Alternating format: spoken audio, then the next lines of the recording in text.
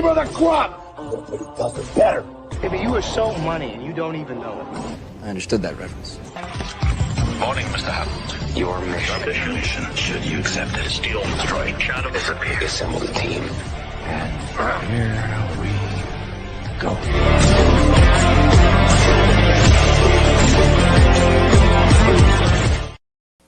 Greetings, salutations. This is Freewheeling Fridays. This is a weekly show where we introduce some of the best creators from all over the world, and we find out more about them by taking your questions. I am your host, Ryan of And I Quote Channel, and our guest on this week's episode of Freewheeling Fridays, is a gentleman who is not just a gentleman, but he's a gentleman, a scholar, one of the smartest people in the room. He's one of the hardest working individuals in the business, and he had me on his podcast couple months back, which you can find on my And I Quote collaborations playlist on the And I Quote channel. Please welcome the man, the myth, the legend, the badass Mama Jamma, the man who is so money. He's money. He just doesn't even know it. Sam Vera is here. What's up, brother? How you doing? What's going on, man? How's it going? I'm doing well, I'm happy to have you here, Sam. We're also happy to have you here who are watching or listening to this program right now. So do not forget to like and share. And if you have any questions for our guest of honor, let us know in the comments. Let us know in the chat. More than happy to take those as they come in, and we hope everyone has had a good week. Hope you're ready for the weekend, all that kind of jazziness, whether you're binge watching your favorite television series, maybe going back and rediscovering a classic film. I don't know. Listen, I've been watching movies since I was, yay high, so I know a thing or two because I've seen a thing or two. But we're not here to talk about that. We're not here to talk about me. We're talking about Sam Vera. If someone is not familiar with you, just, in the words of our good friend Jack Nicholson, tell us about yourself. Who are you? Who are you?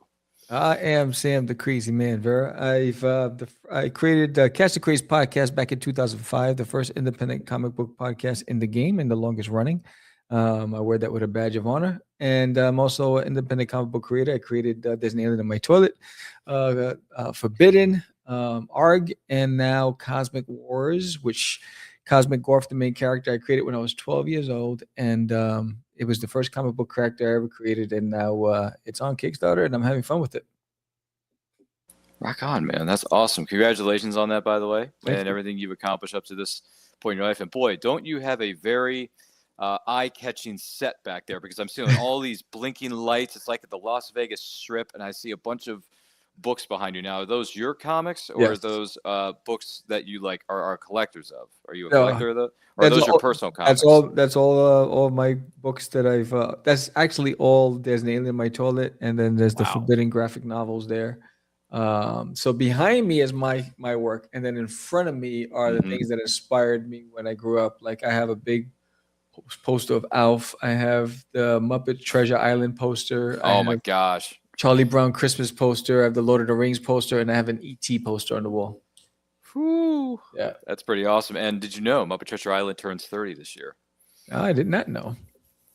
Yeah. Yeah. And, yep. Fun fact. And here's another fun fact for you. And for those of you who are watching or listening to this program right now, we actually did a 30th anniversary watch along for Muppet Treasure Island on our YouTube channel, And I Quote. So you can check it out. Links are in the description. I can drop the link here down in the comments here momentarily. But yeah, Muppet Treasure Island turned the big 3-0, and there's been some posts about it on social media on the Muppets Instagram page. So feel free to check that out. They're posting a little behind-the-scenes tidbits, a little bit of bits and pieces of interviews that were conducted with Tim Curry, the man, the myth, the legend. Yeah, when they were shooting it. Not, they've interviewed him recently regarding the 30th anniversary, but the clips that they've been posting are more so when they were filming it back in 95, 96. Oh, nice. So yeah, it's been fun to revisit that because, Sam and I are big Muppets fans, and we grew up on all the Muppet properties, whether it was the movies, the television series. I don't know if anyone remembers Muppet Babies, but that was something that I remember watching. Yes, man. Yeah, Muppet Baby. Yes. The cheesy, over the hill theme song that probably every man, woman, and child could probably recite at this point because it's been tattooed on certain people's brains, like Sam's over here.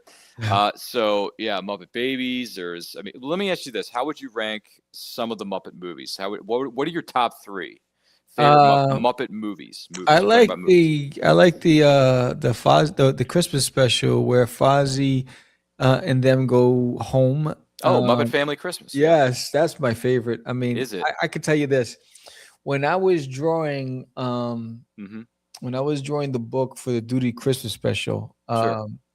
I had that on YouTube on replay the whole time I would draw, because it reminded me of the innocence of being a kid, and I love that one. And I actually went when I was a kid to see the Muppets Take Manhattan and the Great Muppet Caper in the movie theaters.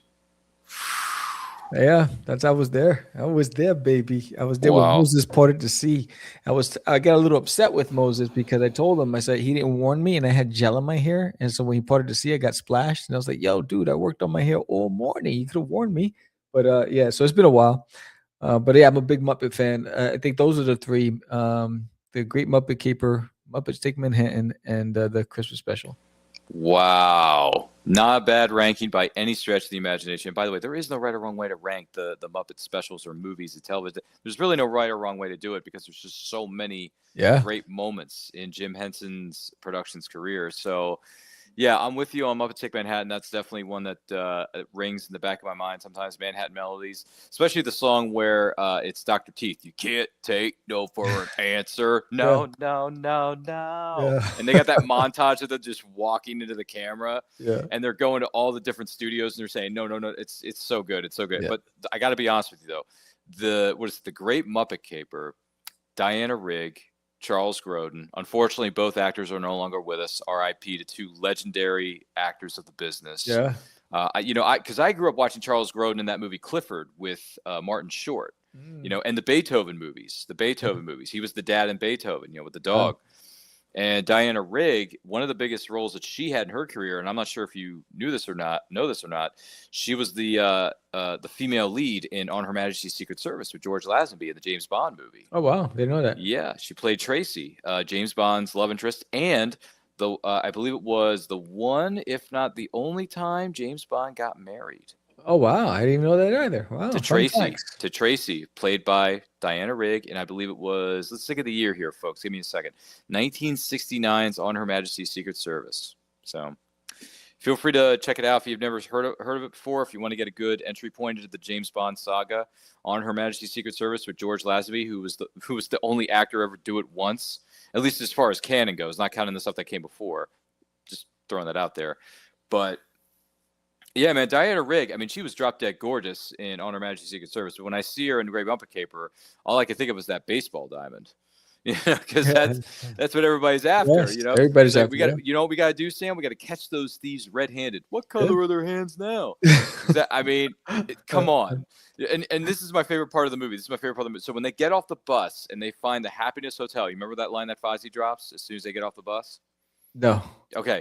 He says they're looking yonder and they see the Happiness. He says, "Whoa, if that's the Happiness Hotel, I'd hate to see what the sad one looks like."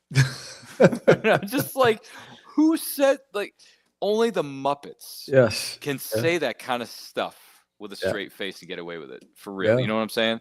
So yeah, Great Muppet Caper is definitely up there for me. Muppet Treasure Island used to be up here, and now it's kind of kind of down here a little bit. It's still a good movie. It's just I don't like it as much as some of the others. But my favorite Muppet movie, believe it or not, is Muppet Christmas Carol. Yeah, that's a good one. Hands down. Yeah. Hands down. We watch it every holiday season. I'm sure you do as well. Nice. It's a great movie. It's timeless. Michael Caine, as Scrooge, does a tremendous job every single time I watch it. It's fantastic. So definitely something worth revisiting during the holiday season, folks. For those of you who are fans of that sort of stuff. Yeah. Do you have a favorite episode of the classic, the original, the Muppet Show that ran for a couple of seasons? Oh man, remember that? Any celebrity guest stars that you really Sylvester Stallone, Rocky. Oh yeah. When he was on there. Yeah, he was. That's right. Yeah. Yeah. Mark Hamill was on there. Yeah, they were all on there. I mean, it's a smorgasbord of actors. I looked forward to those evenings when the Muppet show came on when I was a kid. That was one thing that we watched together as a family. Love it. Steve Martin was on there. Yeah. Who else? I think. Well, I know the singer. I know the singer. Rita Moreno was on there. Yeah, Diana Ross was on it too. Diana Ross. Who are the Supremes? What kind of a silly question is that? Who are the Supremes? You never heard of Diana Ross? Yeah. That's a line from Sister Act 2, actually. That I just dropped from. I don't know. Do you remember that movie, Sister Act 2, Back in the Habit with Whoopi Goldberg? Yeah. Yes. Yeah, that's a classic right there. You know, it's funny because because a lot of those actors in that movie were like up and coming at the time. You know, for perfect example, Jennifer Love Hewitt, before she was Jennifer Love Hewitt, Yeah. is in that movie Yeah. as one of her students in the Yeah. movie. And I'm thinking to myself, The Ghost Whisperer. that's right. Well, among other roles, yes. Yeah. But yes, Ghost Whisperer, Can't Hardly Wait. Remember that one? Yeah. Yeah, she was in that one. She was the object of everyone's affection in that movie. Yes, I remember that. Yeah. This is a bit of a deep cut. I don't know if anyone's familiar with this or not, but there was a movie that came out in the mid '90s at the height of her popularity, and it kind of went under the radar. Not a lot of people saw it, but it was called Trojan War, with Jennifer Love Hewitt being the one of the female love interests in that movie, and then the lead actor was Will Friedle from Boy Meets World. He was the lead actor in that. Oh, really? Yeah, so it's a rom-com about this guy who's kind of like a outsider or a nobody at school, and he's trying to get a date with the most popular girl in school, who at the time is played by a very beautiful, and still to this day, Marley Shelton. Yeah, Marley Shelton. Think about that for a minute. Think about that. And he realizes that he should have been with the other girl all along, and that other girl just happens to be his best friend, Jennifer Love Hewitt. Ah. And that's actually how Will Friedle and Jennifer Love Hewitt started dating in real life. Did you know that? Did you know that they dated for a while in real life? Yeah. Wow. Yeah. Yeah. And then she makes a cameo appearance on, what is it? She was a guest star on Boy Meets World. Remember the television series? Yeah. She was on that. Yeah. So there you go. I know I'm kind of blowing Sam's mind right now with all these fun facts that are just oozing out of my mind. And I'm sure I'm blowing your mind who maybe watched or listened to this program. Noticed growing up, it was her, and it was who was the other Alyssa crush? Milano. Oh Alyssa my Milano. gosh. From Charmed. Sam from Who's the Boss when I was a kid, and then Charmed. I mean, it was just like Charmed, she was, yeah. Mhm. Those were the two that I had a crush on growing up, and Tootie from The Facts of Life. Oh, Yeah. okay. Yeah. That's an interesting Hollywood crush, Yeah. or list of Hollywood crushes. Excuse me, Yeah. because if we're going to compare notes here for just a second, and once again, this is Freewheeling Fridays, where the conversation can go completely off the rails at any time. Let us know if you have any questions for our guest of honor, Sam Vera. Let us know in the comments. Let us know in the chat. Love to hear from you. My crushes were Kimberly, the Pink Ranger from Power Rangers, Amy Jo Johnson. Yeah, Okay. that's right. Kelly Kapowski from Saved by the Bell, Tiffany Kelly Thiessen. Kapowski. Wow. Yeah, baby. Tiffany Amber Thiessen. Come on now. Yeah. You got to remember Tiffany Amber Thiessen. I do. Yeah, she does a lot of stuff on Facebook and TikTok. Social media, yes. Yeah. Ambassador, I would say. Let's see, who's another crush of mine? Catherine Zeta-Jones from Mask of Zorro. Oh, wow. Yeah. You know, she's still beautiful to this day, but I mean, I would have loved to have gone on a date with her back in '98 when that movie came out, man. My gosh. Yeah, she is stunning. Oh my gosh, Mask of Zorro. Please tell me you've seen that. Yeah. Oh, it's so good. Yes. So good. Yes. It's one of the best. It's to me, it's one of the best action movies ever made, and it's a film that holds up. You know why? Because practical effects make the movie that more realistic. Yes. You know, so I got to give it to Hollywood in that regard. Practical effects were, and a lot of good stunt work was in that movie too. Yeah. So Catherine Zeta-Jones is one of my crushes. I'm trying to think, who else did we have a crush on back in the day? Well, I mean, no. Jennifer Love Hewitt came a little bit later on. Yeah, I mean, at least for me anyway. I mean, to a certain degree, Denise Richards was certainly. If you saw her in Starship Troopers in a film that we don't want to talk too much about here on this show, but it's called Wild Things, just Google it. You'll understand what I'm saying. Neve Campbell's another one, brother. Yeah. Neve Campbell, Party of Five, with the Scream franchise is Hello, Sydney. Yeah. Speaking of which, are you gonna go out and see Scream 7, the new one? No, I haven't even seen the last two. Oh, so you're a little behind the 8 ball. Yeah, I haven't even seen I mean, I haven't seen a lot of things. I mean, what I'm watching now is yeah. What are you watching now? What is on your Night list? Agent. What's it called? Night Agent. Night Agent. Who's in that? Anybody we know of? No, it's an up-and-coming actor, and it's about an agent that works for the government. A night agent is basically when you have an undercover agent across the world, and they're in need of help. Oh. They call this number, and it goes to the night agent, and they're the ones who's supposed to dispatch resources. And then he gets caught up in all this stuff. It's pretty cool. There's season 3 right now. Just started. Okay, what streaming service is this on? Netflix. Netflix. All right, gonna have to write that down. Write that down, folks. Write it down. Your next obsession is right But I here. want to see Warhammer. Mm-hmm. That's coming to Netflix with Henry Cavill, right? Alan Richardson. Oh, okay. Yeah, Isn't Henry Cavill producing it or something? I think so. Yeah, he's Yeah, producing it. but Alan Richardson. I mean, ever since he's done Reacher, he's just been taking off. Oh yeah. That's another show I gotta sit down and watch one of these days. Is Reacher. That's a good one. I love Yeah. it. I'm waiting for the next season to come out. Yeah, people are itching, scratching, and clawing for another season of Reacher because Alan Richardson is built like a truck, man. Yeah, it's massive. Dude, that guy went from. I mean, if you saw him on Smallville as Aquaman back in the day. Oh, what was that comedy that was like a college student that he was in? Oh, Blue Mountain State. Yeah, Blue Mountain he was in State. that. He was a thin, and then all of a sudden, next he's this massive gargantuan. I know. He's like I said. He's like he's like 2 semi trucks.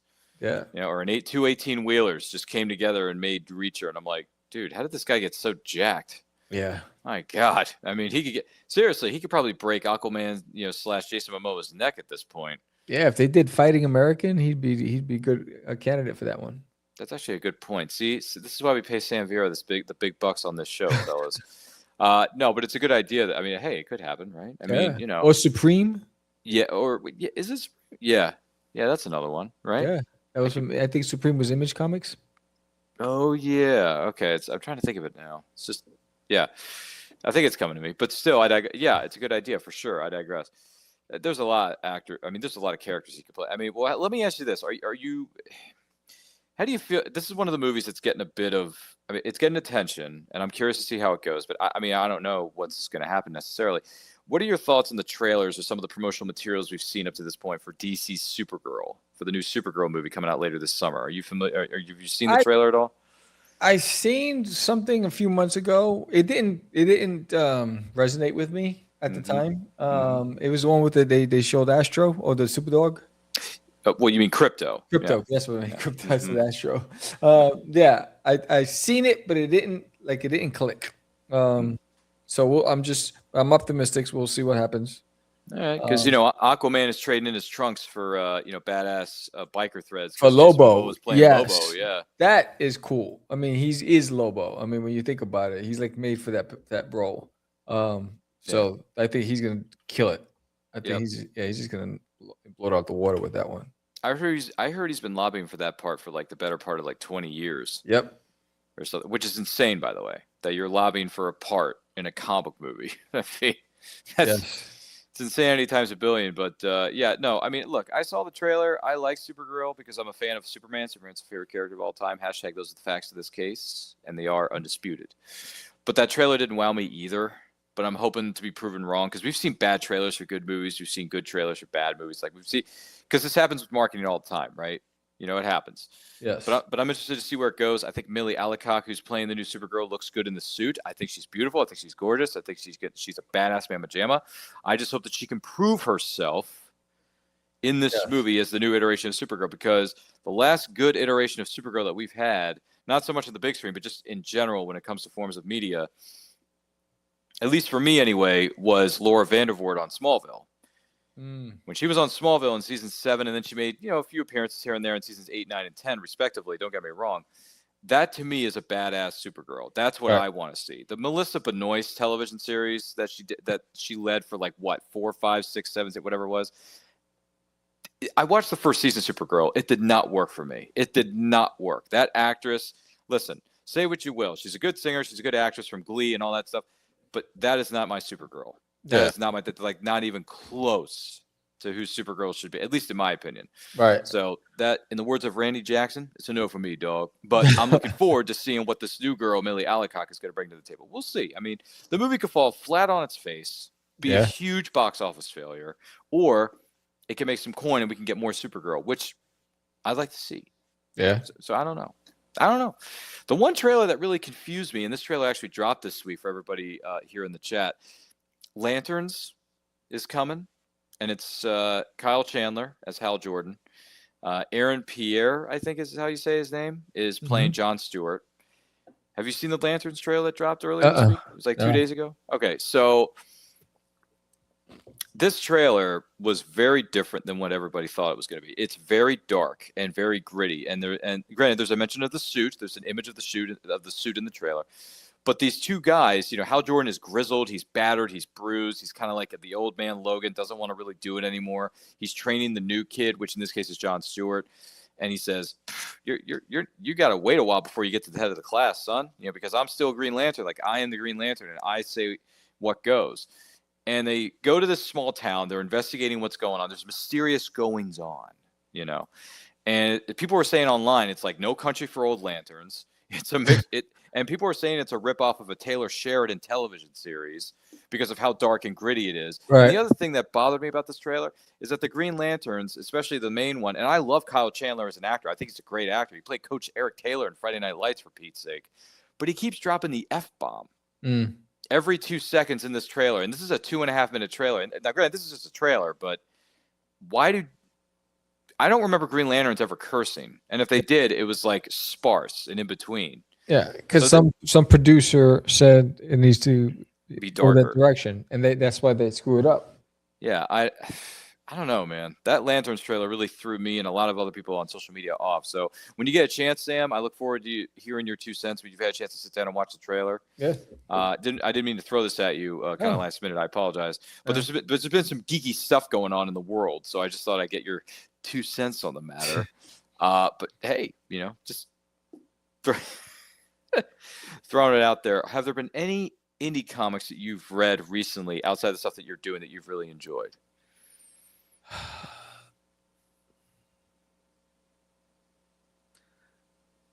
I am reading Your Wish is Your Command, which is a book on the power of projection and how you control your thoughts to manifest reality. I have a stack of indie comics because I back a lot of Kickstarters that are sitting there that I haven't opened up and read them yet.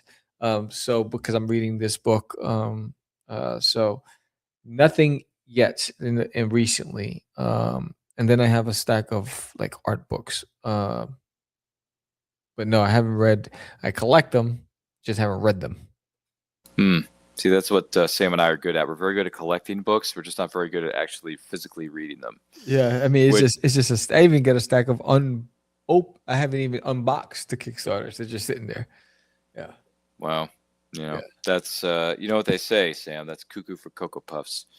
Yeah, it's tough because you know that as we get older, time moves faster, right? And man, so every minute I'm thinking about drawing or creating and then every time I step away from it, I feel like I'm not being productive. Which is why I haven't seen a lot of shows and haven't seen a lot of movies lately because I've just been working. Hey, it's understandable, and I'm with you on the time flying by faster as we get older because I'm pushing 40, and I gotta be honest with you, man.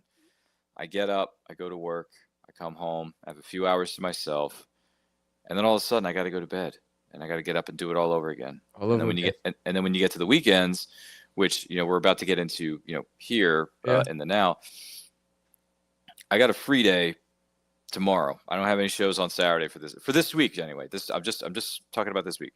So Saturday's a free day for me. And then on Sunday I got another show I got to do, right? So in between I got all that free time on Saturday and Sunday. Now part of that's going to be spent doing some adulting stuff like laundry this, laundry that, whatever, right? Par for the course.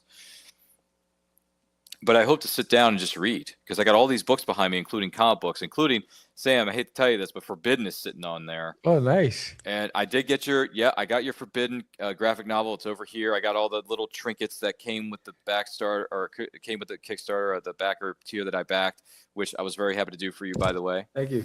Because Forbidden sounds like a really intriguing story, and plus, who doesn't like a good swordsman story? Swords, baby. I mean, just something like that. So Forbidden is sitting on that shelf. A few other Kickstarters are sitting on my shelf, and it's been rough, man, because you go to work 40 hours a week. You do 3 shows on the weekends. I mean, for those of you who do these kind of podcasts, I do 2 or 3 on the weekends, to be perfectly honest with you. And then before you know it, the time is just, it's gone, brother. So you gotta just, sometimes we just gotta sit down, take a deep breath, and plan some stuff out, and you got to make it happen. You Yeah. know, you can talk a good talk, but you got to make it. You got the actions speak louder than the words, and character is who you are when no one is watching. Yep. So Yeah. And that's the So I- biggest thing. I yeah. think. I think for me, it's Mhm. because like Friday comes and it's Monday already, right? And so I'm like, wait, what happened on the weekend? So, I think it's just trying to accomplish one thing a day.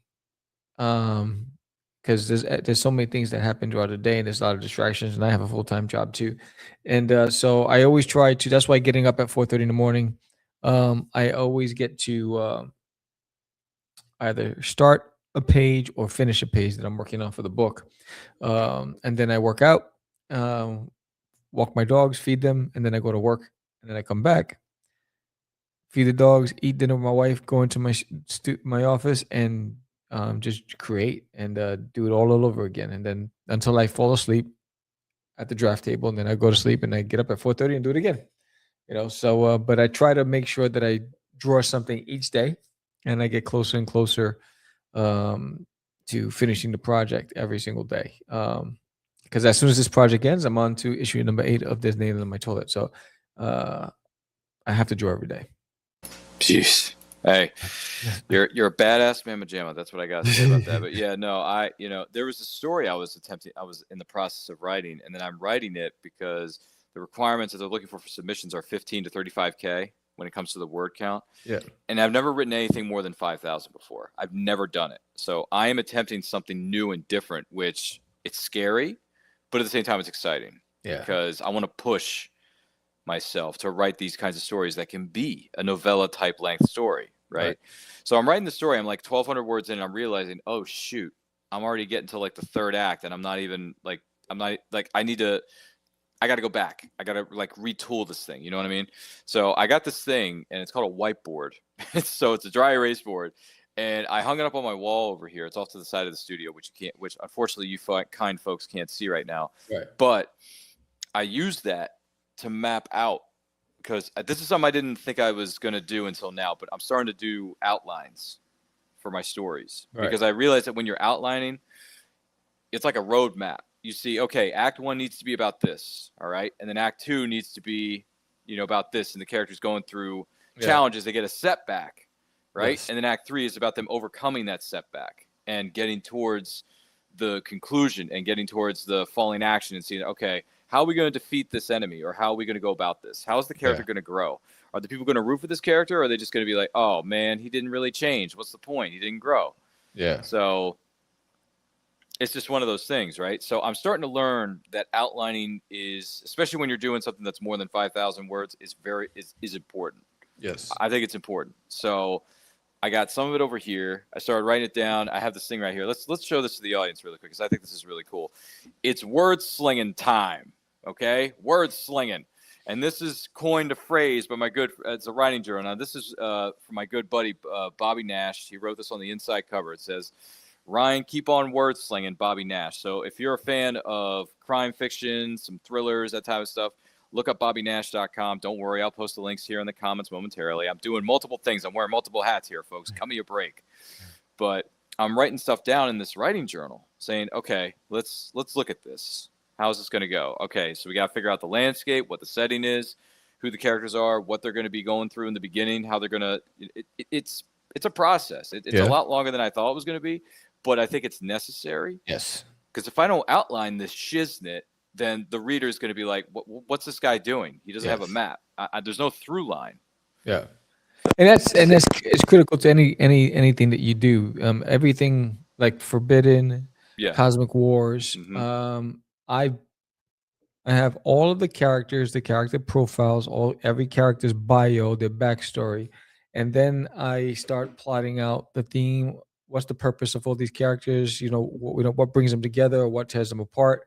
What creates the friction? And so there's what's the motivation behind the story, and then I build the story from there and everything. But I can't do that until I have all of the cast secured, and then I have the vision and the goal of the story, and then I can start building on the journey. And from that point on, so once that's done, then I start script writing, because now I have my Bible. I call it my Bible. So I have the Bible. I go through it. and then so that helps me stay focused and stay on course with the storytelling. But I don't work on any project without securing all of that information first. So in other words, that's our PSA for tonight. Outline. The more you know. See, there you go. See, I There you did go. it, Sam. I did it. There you go. There's a phrase from the Wayback Machine. Yes, and that's one to grow on. That's. I mean, I've heard it so many times. It's kind of tattooed on my brain at this point, brother. I got to be honest with you. The more you know, but it is important. Yeah. So I'm in the process of outlining this story. It's a fantasy coming of age story about, just to give everyone a quick idea, because I don't want to give too much away, but it's about a kingdom, and there's a group of sorcerers/sorceresses that live in this other part of this world, and one of them is kind of getting tired of coexisting with the humans, and he wants to get a bit greedy, do some stuff that we're not really, as an audience, we're probably not happy about that he's doing. And our hero is going to go through some unfortunate situations, and he's got to find a way to dig himself out of it. And there's a sorceress who may or may not be helping him in his journey to get a little bit of vengeance, but also try to bring balance back to his the kingdom or the world that I'm in the process of setting up. So that's kind of the rough idea of what I want to do with this. So we'll see how it goes. Wish me luck. Pray I don't pray I don't screw it up, Sam. Nah, I think you're on the right track. Yeah. So we'll see how that goes. Once again, the show isn't about me, but I keep making it about myself. I don't know why. It is about Sam Vera. It's not about me. Lou is here. She's saying hello, everybody. What's up, Lou? Good to see you. Hope everything's well in your neck of the woods. And let's talk about Lou for a second. Lou is very supportive of other people, and she's very supportive of this show. She's supportive of Sam. She's supportive of. I mean, Lou, let me ask you something. How big is your Rolodex? Do you see what I'm saying? Because I feel like you support 300-400 people a day or something. And Lou did a variant cover for Cosmic Wars. Oh, she did, didn't she? Yes. Okay. It's a Frank Frazetta homage to Frank Frazetta Conan. Oh snap! Yes. Really? Yes. Damn, boy, that's HO_T. Yes. Yeah, Lou, you're moving up in the world, girl. Damn. That's badass. She's dope. It came out beautiful. That's awesome. Congratulations to Lou, and congratulations to the creative team on that one. That is fantastic stuff. It really what am I trying to say here? It really is. So speaking of which, let's what the hey? Dive into this here. So Cosmic Wars, Guardian of the Arthenian Star. Am I saying that right? Yes, you are. All right, I'm pronouncing things right. That means I get to keep my job, Pops. You're not going to take this away from me. You're not going to do it. So for someone who's never heard of this character, never heard of Cosmic Wars, what exactly is this and how did it come about? Well, let's start with the beginning. So Cosmic Gorf, which is that character, I created him when I was 12 years old. And at that time, it was my imaginary friend, and his name was Scrungy. And so I gave form to my imaginary friend. And then he started evolving, and I watched a television series called Too Close for Comfort. And the dad was a comic strip artist, and he was drawing a comic book called Cosmic Cow. I loved the title Cosmic in front of the name. So I was like, oh, I want Cosmic Gorf. And that's where the name came from. And then Gorf, the design, I mean, you can see the influence from just Jim Henson's Fraggle Rock and Dark Crystal and whatever. But then I wanted him to be a hero. And so my mom used to read these Fabio books, these fantasy novels with Fabio on the cover with the long, luscious hair. So I was like, he's got to have the hair. And then, I was a big Conan fan, Conan the Barbarian. So, Conan always had these big, giant swords and muscular. So that's all of that stuff influenced how Cosmic Gorf was formed. And then I started working on the world building. I was like, all right, so he's a hero. He's a protector. What's he protecting? And that's when I came up with the Arthenian Star. So Cosmic Wars #0, basically, he goes into exile. There was a great battle, and Gorf's role is to protect the kingdom of Crystallia and the King Nepter. But there was a great battle, and King Nepter fell in the battle, and Gorf blames himself for not getting there in time to save him. So Gorf goes into exile. Now, by him doing so, he doesn't realize that he just put the entire universe in jeopardy because now he's no longer around. Because of his shame, he's went into hiding. So by proxy, the princess becomes the ruler, Princess Reina. There's never been a female ruler before. So now she has resistance with allies and within the kingdom. Now, because of that, they're vulnerable at the time. Lord Evil is plotting to take over because he wants possession of the gem, and he doesn't believe that she's strong enough to protect, and he feels like they're weakened. So it's a great moment to attack. On the opposite end, you have Zarkinar, who's a pirate overlord who wants that gem as well. So he's plotting his own.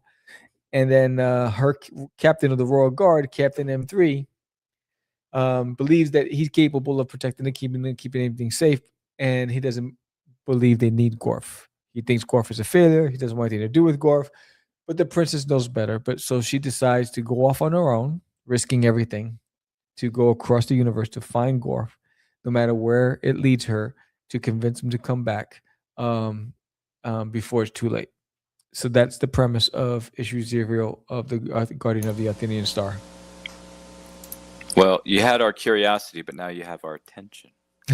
So that's really cool. And it's funny you mentioned Robert E. Howard's Conan the Barbarian, because I remember watching the Jason Momoa remake, Conan the Barbarian. Then I watched the original Schwarzenegger, or I attempted to watch the Schwarzenegger. I got like 30, 40 minutes into it, and I'm thinking to myself, this is too weird. It's not my cup of tea. I'm turning you off. So it didn't work for me. But I've listened to one of the audiobooks on short stories. That's an audiobook on YouTube. What is it called? The Castle of the Elephant, or the I think it's called the case, not the case, but the Legend of the. I forget the exact wording of this title, and I apologize, but it's one of the short stories written by Robert E. Howard's Conan the Barbarian. And I watched it, or excuse me, I listened to it, and I thought, oh, this is actually really interesting. You know? Yeah. So I do like Robert E. Howard's Conan the Barbarian. I actually have the Del Rey volume 1 of the short stories, the original short stories written by Robert E. Howard. It's called The Coming of Conan the Cimmerian. Ah. So yeah, I got it right over here. Nice. So my buddy Grayson, who's a diehard sword and sorcery fan and a big Robert E. Howard fan, with all due respect, he recommended it to me. He's like, hey, if you're going to start with sword and sorcery, you got to go back to the beginning and read the Godfather of the genre, and that's Robert E. Howard, baby. I was like, oh, okay, I respect that, because one of the films we watched in my film class when I was in college was Solomon Kane with James Purefoy. Oh. And I didn't know, but that Solomon Kane is another character that is written by Robert E. Howard. Ah, look at that. He's a Puritan warrior, actually, is the character of Solomon Kane. And I would strongly advise anybody who's interested in learning more about Robert E. Howard's characters and his stories, go and watch the movie Solomon Kane. It's really, really good. It's a great origin story for the character. James Purefoy is one of the best underrated actors in the business today, and this is one of his early performances too. So, if you want to see him with long locks of hair before he cut it off, check, or maybe he was wearing a wig at the time. I can't remember.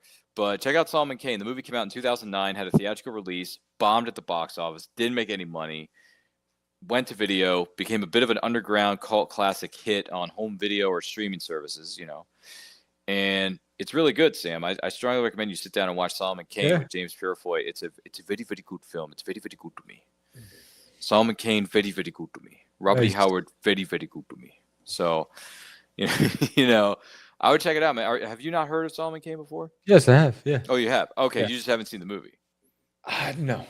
I gotta look it up. Well, the good news is it's streaming pretty much everywhere, because it's a movie that's so old you can stream it practically for free on YouTube, free with ads. So, and it's streaming on Tubi, it's on Freevee, it's on Roku if you have access to a Roku box or a Roku television set. I did see it. Yes. Oh, you did see it? Yes, with James. Yeah, I see it. James Purefoy. Yeah, I saw it. Yep. Okay. I just had to pull it up. It's been a while, but yeah, I've seen it. It's been a minute. It's been a minute for Sam. 2009. Yeah. Wow. That's old school right there. Yeah, man. Sorry, we're getting too old for this shit. But one thing we're not getting too old for is to be podcasting and enjoying what we do best. And if you find something you love to do, ladies and gentlemen, it is not called work. Word, exactly. This is Freewheeling Friday. So don't forget to like and share. If you have any questions for Sam Vera, let us know in the comments. Let us know in the chat. But yeah, and we took the liberty of posting the link to the Kickstarter Cosmic Wars in the comments. You guys can check that out. Yeah. Back it however you can. If you can't back it, share out that link to your friends. Yes. Any physical pledges while on this live stream, you'll get a free sketch card from me. Hey, who doesn't like a free sketch card? Yeah. You know, who doesn't like a free sketch card for real? Yeah.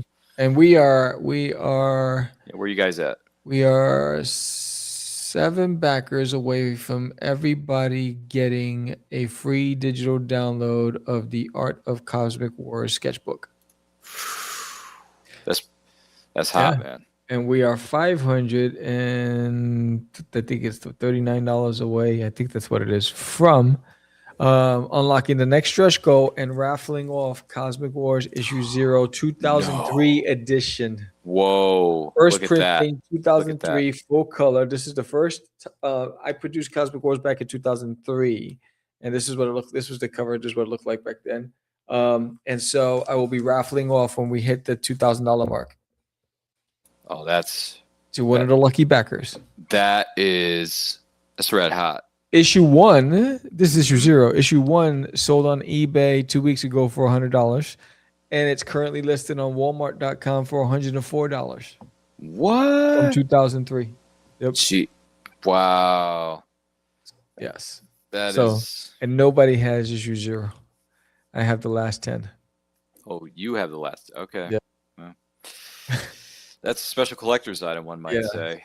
So yeah, back that campaign, fellas. Back the campaign, and there's lots of great tiers on there too. Some great covers, great artists, great creative teams working on this. And as you point out with Lou, she contributed a good-looking cover for this bad boy. So yeah, you got to get that cover. I mean, her cover is amazing. I mean, it's a hot one, and every physical backer gets the free 4-inch Cosmic Guardian sticker. Oh, really? You become a defender of freedom. So this is free. Look how big that thing is, right? So this is free with all physical backers, and then everybody who backs $25 or more will get this limited edition trading card of Cosmic Gorf. So there's plenty of stuff, and we already unlocked a Zap sticker. So all physical backers are getting the Zap sticker, and we're close to unlocking the next, which is a nice print of Gorf battling Lord Evil. So lots of good stuff, a lot of great stuff to walk away with, but even more important, a great story. Boy, he's not lying. He's not lying. I mean, he really is, dude. That's awesome sauce. It really is. Yeah. And if anybody who picked up Forbidden and thought that world was big, Cosmic Wars is the world in the universe is vast, and there's a lot of characters. There's a lot of amazing characters in this book, and this story can go on for 100 or more issues. Really? Yeah, I wrote it that way, and I mean we have Zanzarax, we got Zarkinar, we have Lord Evil, we have Professor Ramses, we have Whimsy and Zap and Princess Raina and Captain M3. I mean, there's just so many characters in this series, and just the heart of the story is amazing, and I know that you'll love it. And if you're a gamer, this is a comic for gamers too. I mean, if you're a gamer, you're going to love this. So if you're a comic reader and you want some adventure and excitement and something different, this is that book. Give it a shot. Only 8 days left. I got to tell you, Sam Vera, you're one heck of a salesman. I mean, honestly, you're just, in the words of Maurice, you're too good. You're just too damn good. Anybody remember Little Monsters from way back when? Anybody remember that? That's Howie Mandel right there, man. That was when he was comfortable wearing makeup. Yeah. Bobby's World. Bobby's World. Yeah, that's another show I remember seeing a couple episodes. I didn't watch a whole lot of it, to be honest with you, but I did watch some of it as a kid. There was that. There was Life with Louie. There was Hey Arnold, which was another animated television series. Anybody remember Hey Arnold? Yeah. But the kid with the giant football head. You remember that? Yeah. Football head. Helga had this weird obsession with him. She actually had a shrine in her room dedicated to Arnold. And I'm thinking to myself, but this girl hates him, but does she love it? It's a complicated character. I'm not going to go into it. But no, honestly, that girl, I don't know what was going on when they were creating that show, but I'm thinking, why would you make Helga the person who hates him the most, but also loves him the dearest? I don't get it. Yeah. I really don't. That is some for me anyway. That's a bit odd behavior, Yeah. I'm not really sure. I don't know where I'm going with this. You know what, Sam? You're kicking tail. You're taking names. I do have a few things I want to go over with you if you have a moment to spare. Yeah. But before we do that, I want to share something with you and with you who are watching and listening to this program now. Once again, this is Freewheeling Friday, part of the Madness Entertainment Group. You can stream us on Roku anytime, day or night. And we got a lot of great things coming your way very soon. We also got an event that Nem and hopefully some other members of the Madness family are going to be attending. So we have this to share with you. Take a look. Coming to Kalamazoo, an event so epic that it must be seen to be believed. A celebration so grand it spans 3 days. Kalamazoo Comic-Con.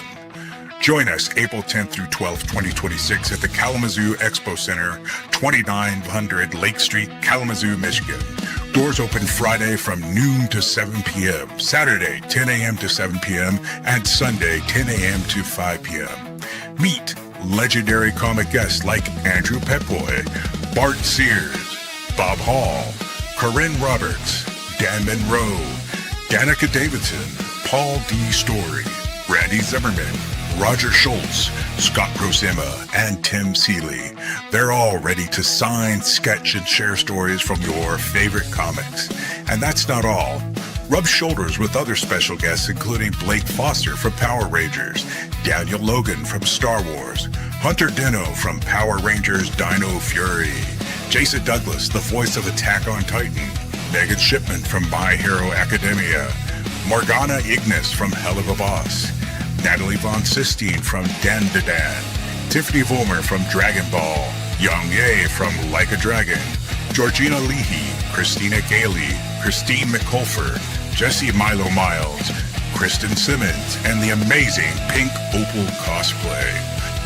Dive into non-stop activities, thrilling panels and Q&As, autograph sessions, photo ops with stars, a massive exhibit hall packed with comics, merch, and collectibles, artist alley showcases, epic cosplay contests, gaming tournaments, kids zones for family fun, and so much more to geek out over.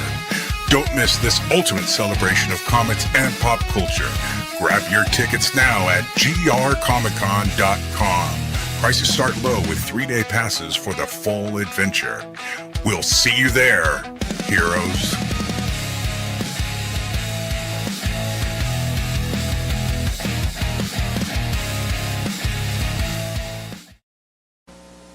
Wow, man. Wow. Dude, that's a stacked lineup too. Yeah. Some really good voice actors and legendary Power Rangers. And yes, I've met Blake Foster. I believe I've met Hunter Dino. Have I? No, I haven't. Haven't met Hunter Dino yet, but it's going to happen one day. All right, guys. There you go. But yeah, no, that's a really sick lineup. And congratulations to everybody in the Madness who's going to be attending that event in Indiana. My gosh, that's going to be one heck of an event, isn't it? Yeah. Sounds fascinating. Man, whew. That's something, isn't it? But yeah, just wanted to share that with you and get the announcement out because it's coming up. And it's coming up quick, too, because as Sam and I talked about earlier, time flies, man. Time flies. It does. For sure. Who is a comic book writer, living or dead, you would like to have a conversation with? Comic book writer, Mm-hmm. living or dead, that I'd like to have a conversation with. Probably 2 of them living is going to be Jeff Smith, Bone, because he writes and draws his own book, and Tom McFarlane, Spawn. Those are the 2. I think they both created a lane for themselves. And similar to me, they're writers and artists. They do both, and I'd love to just sit down and chat with them. Nice, man. Nice. Good picks there. Good picks. Yeah, Tom McFarlane's done some interesting stuff in his career, that's for sure. I mean, Spawn's going strong. His toy business is even stronger. He has all the licenses with every major sports franchise. He's got a lot of movies. He's even got characters from Marvel and DC now. Really? He's doing. Yeah, he's a beast. Wow. Okay. When are we ever going to get the freaking Spawn reboot we've been promised the last 15 years? Yeah, I don't know if that's happening. I gave up on that a long time ago. Okay. Yeah, because I think when they said Jamie Foxx was involved, then I don't know. I think he had a hit with the animated series on HBO. Mm-hmm. Don't know why he doesn't just bring that to Netflix and just keep that going, because that is much better than Invincible, in my opinion. Mm-hmm. And so I think if he brought Spawn to HBO, to Netflix or Prime, and just did the animated series like he did, because I don't know if you've ever seen it. It redefined everything. It is, if you haven't seen Spawn the animated series, you got to see it, bro. It Yeah. is amazing. It was breakthrough. It was gritty. That's the reason why everybody decided that they want to do gritty and dark and all that stuff, because Todd did it. And it was just beautifully done. It was great. Sam and Twitch, the characters are in the series, the detectives, those are my favorite characters. I always felt like they should have their own television series. If you take, Seven meets, the Supernatural, that's what you got with Sam and Twitch. Um, I think it's just, I don't know what the problem is. I don't know if it's him not wanting to lose creative control, but I think he doesn't, he doesn't have to wait if he just produces the animated series. I hear it. No, I've been hearing good things about that show over the years. I just have yet to see the animated series of Spawn, and I believe Keith David was the voice of Spawn. Which, was by the awesome. way, I mean, he goes back to the '90s being the voice of Goliath in Gargoyles. So Yeah. he's a badass mamma jamma. And yes, I've actually met him. He signed an 8x10 of himself as Goliath from the Gargoyles television series, because that's the thing I remember watching as a kid Yeah. on Toon Disney. What was it? Toon Disney, I think it was, or Disney Channel, whichever. It's one of the two. So. But then again, what has he not done? That actor's been in like 40,000 different properties over the years. I interviewed Greg Weisman. Oh, for real? Yeah, he was on Catch the Craze podcast years ago when I first created Catch the Craze. I think he was on either 2006 or 7. I actually interviewed him twice on the show. Wow, that's pretty cool. Yeah, I've interviewed a lot of people. Brian Polito, the Dable brothers. Sure. What's his name? That created that illustrated the Boondocks. The producer of the Boondocks. Oh I shoot. forgot his name. I've had a lot of people on the show, like mainstream guys, and it was cool. And then we transitioned to a lot of the unknowns, because I felt like the unknowns weren't getting enough spotlight. Gotcha. I get that. I can understand that point. I can understand that, by the way. Understandable. Flip side of the coin, though, who's a comic book artist, living or dead, you'd love to sit down and have a conversation with? Stephen Platt. I don't know if you know, he did Prophet, he did Fighting American, he did Soul Saga, and he did 5 issues of Moon Knight. He is a fantastic illustrator.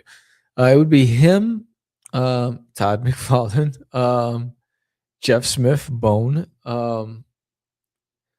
dead, Charles Schultz. Definitely. Oh yeah, man. Peanuts. Oh my gosh, yes. I love to talk to Jim Davis. I believe he's still alive. Garfield. Oh, the voice actor? No, the creator. Oh, the creator of Garfield. Illustrator. Oh, no kidding. Yeah. Wow. Okay. If it's just. Oh, and then of course Stan Lee. Yeah, he's a writer himself, but with us, unfortunately. Yeah, I think those are the guys I love to just sit down and just listen. Just let them talk. I just want a cup of coffee and just let them talk. Just let it ride. Let it ride. Gotcha. Charles Schultz, I'm with you on 100%, because we all grew up watching the Great Pumpkin, Charlie Brown Thanksgiving, Charlie Brown Christmas. I actually remember watching this movie. I don't know if you remember this one or not. Race for Your Life, Charlie Brown. Where they're at the summer camp and there's a group of bullies who are pushing them around, and there's a boat race that they have to win. Oh yeah. But it's also a battle of the sexes, because Charlie Brown's with the dudes, Pepper and Patty's leading the girls, and then the bullies are caught in the middle of it. Yeah. Snoopy and Woodstock got their own little sailboat that they're having their little misadventures on, and they're bumping into each other and all that other nonsense. So I remember watching that on VHS as a kid, and the soundtrack is so good. Yeah. And it's a great road trip kind of movie. It's about an hour 15, I want to say, if not an hour 10, as far as the what do you call it, the runtime. Yeah. Check it out if you can. It's called Race for Your Life, Charlie Brown, and it's got everybody's in it, and it's a fun. It's good. Obviously, it's a good thing to watch during the summertime because, like I said, they're at a summer camp. Right. But you can watch it any time of the year, really. Yeah. Did you remember Someday You'll Find Her, Charlie Brown? Is that the one with the redheaded girl that Yeah. Charlie Brown's after? I have not seen that one. She was in that house. Yeah, that was a good one. Oh, I haven't seen that one. Yeah. Someday You'll Find Her, Charlie Brown. Okay. Yeah. It was 1981. Oh my gosh. Yeah. Woo. That's going back. Yes. Back to Cali, baby. Cali. Yeah, there's another one for you.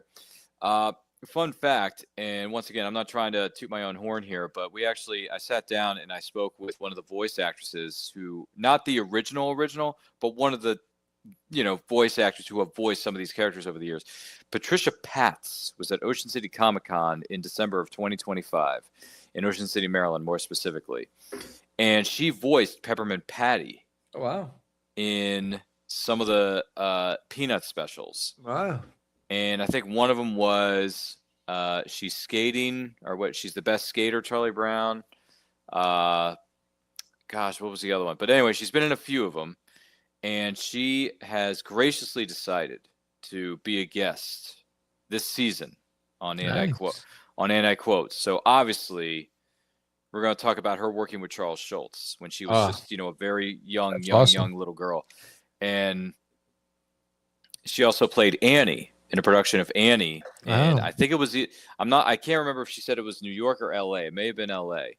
But we're going to talk about her experience in musical theater, right? We're going to talk about her time as a voice actress, what it was like working with Charles Schultz and some of the other voice actors of the time. And that's a legend right there. I mean, that's one of the OG Peppermint Patties. So she's going to be on. I'm very excited. We are very excited as a family. As a community, we're very excited to have her on. And dude, I can't wait to talk to her about her working with Charles Schultz and being that character for those X amount of few years that she was doing it. Because I mean, Peanuts is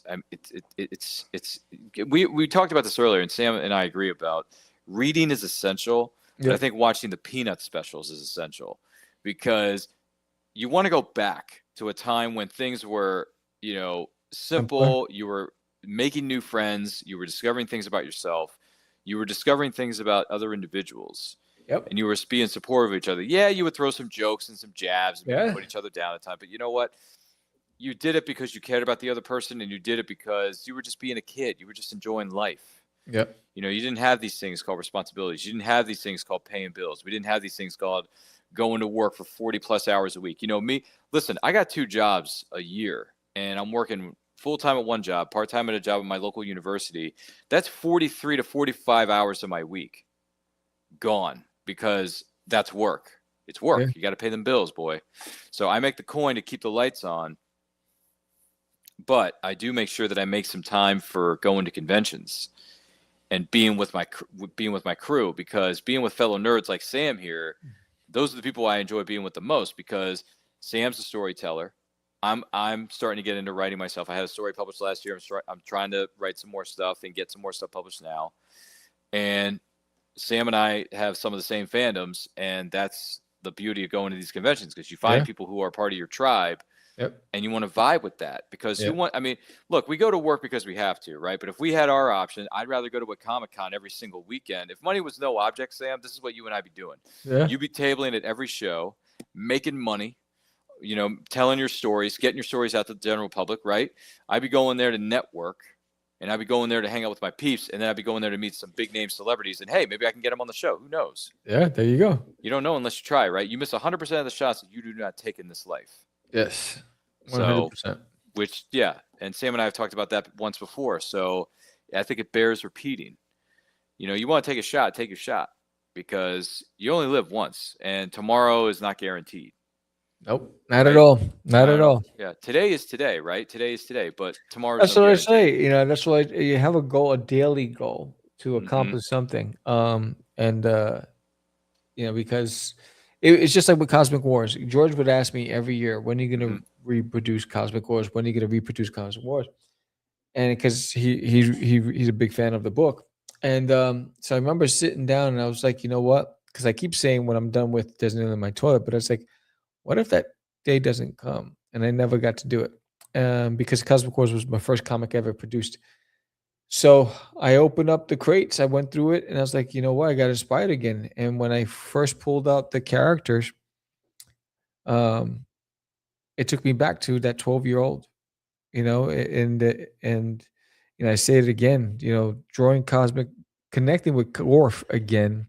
It's like connecting with an old friend.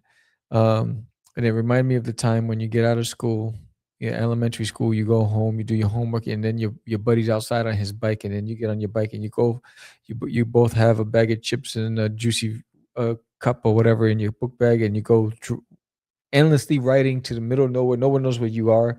And then you park your bikes and you sit on the hill and you just start talking and fantasizing and dreaming of things that you want to do in the world. And that's what Gorf reminds me of. It reminds me of just hanging out with an old friend. And so I decided, you know what? There's no better time than now to get it out there again and introduce it to a new generation. And I re-illustrated everything, rewrote everything, and it's a brand new, all new. No one's ever seen this version story, and I can't wait for people to read it. I'm telling you, from a nostalgic aspect, if you a lot of the things, all the influences. If you're a Conan fan, if you're a Jim Henson fan, you're gonna love this. If you're a gamer, you're gonna love this. If you just want to escape and just go into another universe and imagine, this is going to do that for you, and give it a shot. This is created with a lot of heart and purpose, and I want to share that with you. If that's not a mic drop moment from Sam Vera here on Freewheeling Fridays of this episode of 2026, I really don't know what is. And if that is a true blue miracle, I don't know what one is. Sorry, that's a line from It's Christmas Eve on Sesame Street. Anybody remember that holiday special from back in the day? Because I remember watching that on VHS. I remember checking that thing out from my local library back in the day, son. Yeah, that's what I remember. And the good news is when you go on social media, this is one of the beauties of the internet. You go on YouTube, you type in Christmas Eve on Sesame Street, boom, it's right there. You can watch the whole thing. Wow. Type in Camp High Feather. Oh, was it? Okay. I'm not familiar with that, but okay. Yeah. Have you ever heard of the Great Space Coaster? No. Oh, there's what no is that? What is no it? news is good news with Gary Gnews. So okay, I gotta look this up. You gotta drop me some links, man. You gotta send me this stuff. Yes. You ever seen the New Zoo review? No. Oh no. You gotta text me. You gotta text me this stuff. This is some great stuff. Great stuff. I'm not familiar with this. I'm gonna have to look into this. Another thing. I got you stumped. Yeah, he does have me stumped, to be perfectly honest with you, or perfectly honest with you, who may be watching and listening to this program right now. I'm just saying. But one of the things, well, here's something I remember about the Muppets, because we were talking about this earlier, right? So one of the things I remember seeing at the Muppets, and this was in the Muppet Caper, the Great Muppet Caper had this thing called the Muppet Newscaster would always come out. You're like, this is a Muppet News Flash. Yes. And this is the funny thing. So I was on YouTube one day and I type in Muppet Newscaster, and there's there's this collage of clips of every single time he shows up in the Muppet Show, and he's dropping these weird news stories like, there are falling thermometers from the sky, please be aware. Yeah, or whatever. And the thing would drop on his head. He was like, ah! And there is some really funny bits. Yes. With the Muppet Newscaster. And I actually have my buddy, Bobby Nash, and I dropped his link in the comments here so you can check out his stuff. He does artistry, so he's a bit of an artist. He can do bookmarks. He can do door hangers. He does custom artwork, custom sketch cards for you, Sam. He can do tons of stuff. So I said, hey, can you make me a door hanger of the Muppet Newscaster? Because he's always on the air, and I want you to write, on air, get out. Nice. As a door hanger. Nice. So he made it. And it's on my door. It's on the other side of the studio. You can't see it, but there's a door behind this corner here, around this corner here, and it has that on it. So every time I'm doing a podcast, that thing is on the door saying, "I'm on the air. Nice. Get out. Like beat it. I got work to do, son." So yeah, that's Muppet News Flash. Times at 11. Future film at 11. Anybody remember that? Yeah. It's just one of those things, brother. It's just one of those things. What is one graphic novel that belongs on everyone's bookshelf that is not one of your own? Infinity Gauntlet. Going with the Marvel route, are we? Yeah, man. I read it every year. Really?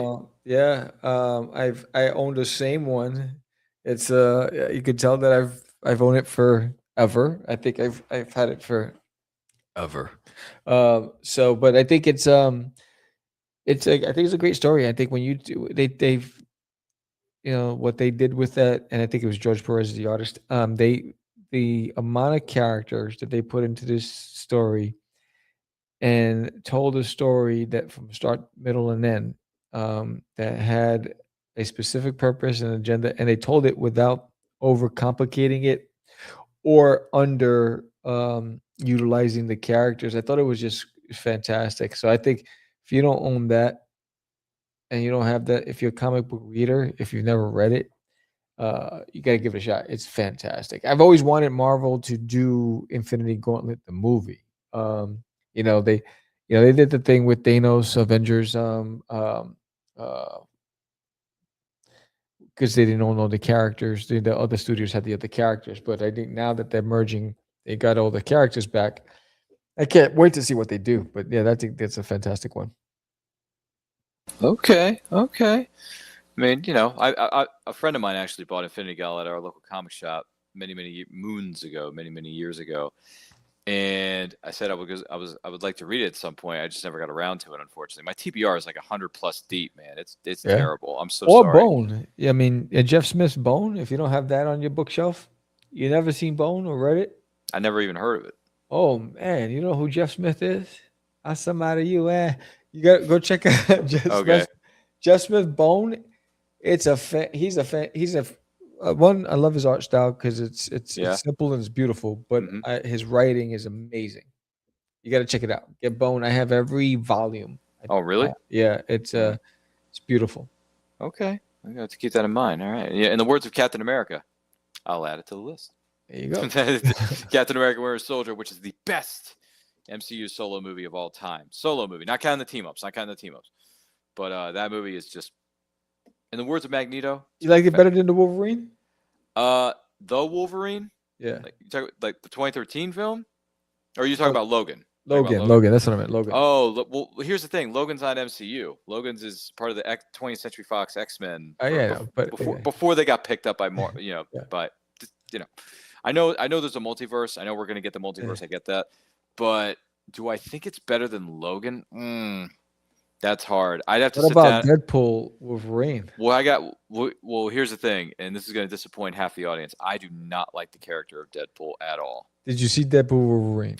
Didn't see that, but I did see Deadpool, the original movie. I have seen the first one. Stop the presses before you talk. You need to see that. I'm telling you. My wife doesn't like comic book movies. Oh. We went to the theater to see this. The theater was packed. Did you? It was like being at a rock concert. Really? The screaming and the cheers and it was awesome from start to finish. Like it had you on your seat. I mean, what he did with bringing back fun to comic book movies, like when you want to really have fun, this is what Ryan Reynolds did. He brought back fun. He did it his way. He broke all the rules. He didn't follow any guidance from anybody. He says, I'm doing it. When you see some of these characters come into the shot and onto the screen that we've been loving for years, and they show up on this, he did a fantastic job with this. It is fun. It is fun. I have heard about the cameos that appear. So it is. I'm telling you, it's fun. You got to see it. It's what comic book movies should feel like when you go to the theater. All right. I hear you. It's just I just couldn't, me personally, I just can't. I'm really personally not a fan of the character of Deadpool. And the other thing is professionally, well, I never met him personally, but I understand that stuff going on behind the scenes. I am not a Ryan Reynolds fan in general. I mean, there are some films that I did like him in, like some of the dramatic stuff, or maybe a few of his rom-coms that he did early in his career that I thought were really good. It's just the Deadpool stuff. I'm just not a fan of it. But I understand Deadpool and Wolverine got a lot of great press, and it's they killed it. They killed it. Yeah, they've been doing quite well. It's on streaming now, so I can go back and watch it. I do have Disney Plus. # not sponsor of this show, Sam. Not sponsored. but I am aware that it is streaming, right? It is streaming, Yes. so I can go back on there and watch the Yes. footage. And by the way, Sam, there's only ever going to be one blade. There's only ever going to be one blade, son. It did $1.4 billion. That's a lot of it is a lot of coin. That's Avatar money, bro. That's true. I heard Avatar didn't do quite as well as they had hoped. One of them didn't. One of them did. Was it Fire and Ash? I think It didn't do it. I don't think it did quite as well as the other ones did. Was it the first two, Way of Water and Avatar 1? Avatar I can't remember. grossed 1.5 billion, Right. including roughly. So they did that globally and Yeah. 401 million domestically. Yeah. I don't know how much Fire and Ash. Like, compare all three of them. I think Fire and Ash didn't do quite as well as the last two. They missed it by $200,000 Oh, I thought it was worse than that. Never mind. I'm way off. Okay. because their previous one did 1.5 billion and this one did 1.48. All right. Stop acting up. That's not a difference. Yeah. Hardly a difference at all if you look at the grand scheme of things here. Yeah. Sam. Yeah. What is one single issue comic that belongs on everyone's shelf? Single issue comic? Yeah, we're talking Like a one we're talking shot? a floppy. Yeah, floppy. A Mhm. one shot? Well, it could be a one shot or Or something just that's part a of single issue? part of a continuing run or a certain run of the comic. That's interesting. Because I'm an indie guy, but I got you. Weapon Zero. Oh, really? Weapon Zero by Top Cow. I thought I loved that comic book series. Or Battle Chasers. Interesting. Battle Chasers. If you don't own those comics, man. Number one, the illustrators on those books, forget about it. They were amazing, and then the coloring on those books were like, it was out of this world. But yeah, I mean, those guys killed it. Okay. Battle yeah. Chasers. Yeah. Battle Chasers. That's a cool name, by the way. Battle Chasers. I think that's really cool. You never seen Battle Chasers? No, like I said, man, I don't know. Like some of the stuff you're dropping on my keister, I have no idea what it is. Battle chase, like I don't even know what a battle chaser is. I know battles and I know there's been chases, but I don't know what battle. You know Witchblade, right? Oddly enough, I loved that television series when it was on. I thought Witchblade was We interviewed her on the show. Get the heck out! You've Yeah. interviewed. It's, Hold on a second. Let's back this up for a second. You've Yancy interviewed Butler. Yancy Butler. Yes. Sarah Pizzini. Yes. You've interviewed my Sarah Pizzini. Wow. At Okay. the What Big was she Apple like? Comic Con. What was she like? She How was such a sweetheart. So I had when I had Catch the Craze podcast back in go those ahead. days, I Yeah. had field reporters, Oh, really? and so I had Michelle St. Martin. I was tabling at the Big Apple Comic Con, and Yancy Butler was a guest there. She was there, so I couldn't leave my table. So I said, "Hey, Michelle, let's get her on the show." So she walked over to her. She goes, "Hey, we'd love to interview you." And she goes, "Absolutely." So live right it on the spot. Got the interview. It's the highest viewed show on my channel. In fact, when I reposted a year ago a clip from the video on YouTube, she responded to me. She goes, "Oh my God, that was such a great time. Thank you for sharing that, the memories and blah, blah, blah." On Twitter, she responded. I was like, wow, she's just amazing. Get the frack out of here. Yeah, man. Bro, okay. I'm going on your YouTube channel. Sometime We this also weekend. interviewed Doug Jones Oh, okay. All right. from He's a cool Hellboy. dude. Yep. I hear Yeah. he's a cool dude in person. Yeah. I've heard some stories about him. Yeah. But yeah, no, dude, the fact that you got Yancy Butler, I mean, look, the show only ran 2 seasons. Yancy Butler was going through some personal issues at the time. She was struggling at the time. That's why they canceled it. But at the same time, I still would have, I mean, if she had, depending on what would have happened, if she had gotten the help, whatever it was, I think Witchblade could have gone on for several more seasons after that. Yeah. Because the mythology of that weapon and the mythology that it crosses through time, crosses through historical time periods, right, Sam?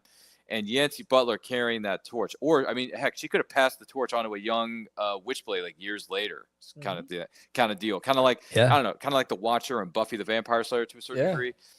Dude, I felt so bad for TNT when they canceled that show. I was ticked. I was like, really? You ended on this kind of a cliffhanger? Are you out of your Vulcan mind? Because, and by the way, years and years later, I don't know if you heard this news or not, but they did release the complete series of Witchblade on physical media for the first time ever. And they did it several years ago. It's on Divida. And yes, Sam, I bought it. And yes, Sam, I still have it. And yes, it's still in the case. I didn't take out the discs and put them in one of those CD binders. No. I still have the box set because I'm hoping that someday, somehow, I'm going to cross paths with Yancey Butler and be like, hey, I like you. I think you're a good actress. You got really good talent. I think it's unfortunate what happened with Witchblade. I want to see you come back. I could make you famous. Something like that, yeah. Yeah. So, bro, Yeah. I hope to see her at a convention. I don't really see her name pop up at the conventions anymore, though. No. That's a sad thing. No, I know. That's what ticks me off. I want to see her at a show, man.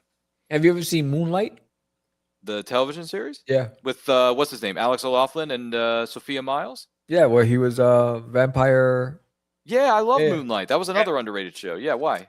No, I'm just saying that was around that same era. That was around that same time period. Oh, yeah. Well, yeah. Pretty close. Yeah. But yeah, Moonlight was good too. Alex O'Loughlin and I think her name was Sophia Myles, if I'm not mistaken. Yeah, he went into doing what was Hawaii it? 5-0. Yeah, Hawaii 5-0. Yeah. Yeah, he was McGarrett. Yeah. He was McGarrett, Steve McGarrett, baby. Yeah. Dude, man, Sam, you know your shiznit, man. Dude, the fact that you interviewed Witchblade, oh my gosh, I gotta see this interview. I gotta see the show. Yeah. Gotta see the footage. The theme song was cool. The intro to the show. Yeah. The trailers and the promotional materials that they were, the TV spots, were narrated by Peter Cullen, aka Optimus Prime. Oh, nice. Yep. And I'm like, bro, Optimus Prime narrating Witchblade. I mean, that guy could read a phone book. Yeah. And I would still think it's awesome because Peter Cullen is still going. 40 plus years later in the business, he's still going, man. Yeah, man. Bless that man's heart. And Optimus Prime is one of the best fictional characters, I think, of all time. Yeah, I mean that's still one of the classics, the Transformers, the animated movie. Yeah, it actually. I'm sorry to make you feel younger here, Sam, but it actually turns 40 this year. Wow. Mm-hmm. Came out in 86. 86. Yeah. And G.I. Joe the movie. Okay, so those two came out, but you know what else came out in 1986? Highlander. Oh, yeah. There can be only one. That's right. Sam, there can be only one. Here we are. Yeah. Born to be king. Come on, man. You know the song. Anyway, we can't sing it. We're going to get copied. But anyway, no, it's, dude, Highlander. We did a watch along for that a couple weeks ago. Nice. It was fun. You should check out the footage. Nice. It was some good times. We're actually in the process of, well, I'll tell you about it here in a second. Because like I said, it's not about me. But once again, this is Freewheeling Fridays. I want to take this opportunity to, well, first of all, Sam, what has been your experience at some of the conventions you've been at recently? Have you been getting a lot of feedback? A lot of people coming up to you and being like, yo, your book is the best in the world. You know, dropping some CM Punk lines on you? No, I have every convention that I go to frequently each year. I have a loyal group of people. So I only go to the conventions where I know I have a following. I don't go to the celebrity-focused events. I go to like more comic-centric shows, and everywhere I go in so far in Texas, there's always at least a dozen or more people that have picked up the previous issues are coming back for more, or they want the latest sticker or the latest art print from me. So yes, I've been fortunate enough that I have a nice strong base. And even when I do book signings, I have people, when I announce I'm going to do book signings, they will travel to come to the bookstore to get something from me and just say hello. So it's pretty cool. Awesome stuff, man. Yeah. Awesome stuff. You ever bump into our good friend Lori Calcaterra down there? Yeah, we just hung out at the Texoma Comic Con. Texas Comic, yeah. Yeah, we went to dinner as well. Oh, isn't that special? Yeah, and I was just on her new show. What was it called? The Creators Corner podcast. It was with her, William Russell, and Chris Hayes. Oh, no joke. Yeah, they just launched it. I was the first guest. When do they do this normally? They did this 2 days ago. So it was Wednesday. Yeah. Wednesday nights or Wednesday mornings? It was Wednesday night. Ooh, good. Hey, Laura, you need a guest for some of your shows. You do realize that I'm work here, right? I could do this too. I'm just honored that they said they wanted to kick it off with the crazy man himself. I mean, yeah, because you're the GOAT. You're one of the best in the world. I mean, you're so money you don't even know it. Honestly, I'm telling you, your money, so freaking money. Show me the money. Yeah, exactly. Yeah, show me the money, Jerry. Or in the word, or for the other case with the podcast, I'm trying to pitch myself to. Show me the money, Lori. Show me that money, Lori. Show me the money. Anyway, Pops, you know my name and number. Send it over to Lori. Maybe she'll put me on the show one day. Who knows? But I do want to take this moment, and I want to take an opportunity to say thank you to Sam Vera for being our guest on this week's episode of Freewheeling Friday. Sam, you are the man. You are the Mac. You're a myth. You're a legend. You are kicking ass and taking names like nobody's business. You're breaking those necks and cashing the checks. So thank you for being here. Now, if someone wants to know more about you and follow you on social media, where can they find you? They go to dudesworld.com, or they just type in Catch the Craze. That's with a D-A, not a T-H-E, or Art of Samuel. So I'm on I think 16 or 17 different social media platforms, and it's either Catch the Craze or Art of Samuel.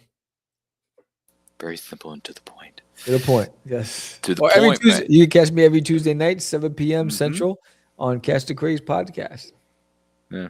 And you may see Ryan the Quote on there again soon, because, I had a good time the first time around. Yeah. So, you know what they say. These days, Sam, you got to make a sequel. That's it. So, got to get myself on Catch the Crazy, see? Got to get him on that podcast, man. Get down with the get down. Yeah. We'll wait and see, man. I'm going to check your schedule, find out what works for me, and we'll talk some things over. We'll have a good conversation. I think it'll be rocking and rolling, Yeah, man. For sure. Well, thank you, kind sir, for being here. Do appreciate it. You're the man. And my name is Ryan of And I Quote Channel. Follow me across all forms of social media. Where am I pointing to? Where is it? At And I Quote Channel. I do a show called And I Quote on Saturdays, 12 o'clock Eastern Time, where I interview indie creators from all over the world. Sam has been on there, I believe. And Sam, if you haven't yet, you're more than welcome to come on And I Quote any place, anytime, anywhere, son. Just check out check out my links in my bios, as one might say. Also, we are on the road to 5,000 subscribers on the And I Quote channel. Once we hit that number, we're going to throw a live stream that will include special giveaways that you, the incredible person who's watching and listening to this right now, are going to be eligible to win. And by the way, the seasons are changing. We got hoodies, we got shirts, we got stickers you can add to your water bottles, and we got coffee mugs, notebooks, pens, all kinds of great stuff. And our Redbubble store, links are in our social media bios. So make sure you check that out. I took the liberty of posting the link to our YouTube channel in the comment section of this video here. So check it out. Don't forget, lots of great things coming your way very soon on the And I Quote channel, as well as the Madness Entertainment Group, because we never stop, we never close. We're open 24 hours a day, 7 days a week, as Al Pacino would say in the great crime thriller film known as Heat. If you've never seen the movie Heat, check that movie out, because that's one of the best movies ever made. But that'll do it for us at Freewheeling Fridays. We will be back Friday nights, 11 o'clock Eastern time. Oh, and by the way, for this weekend particularly, don't forget to spring forward your clocks 1 hour, because we lose an hour of sleep, Sam. I'm sorry to tell you this, but we're getting into springtime, and that means we got to spring forward, buddy. Got to spring forward. So thank you all for being here. Do not forget to like, comment, share, subscribe, ring the bell to be notified when the videos go up or they go live. Remember, life is better when supporting indie creators from all over the world. Catch you next time.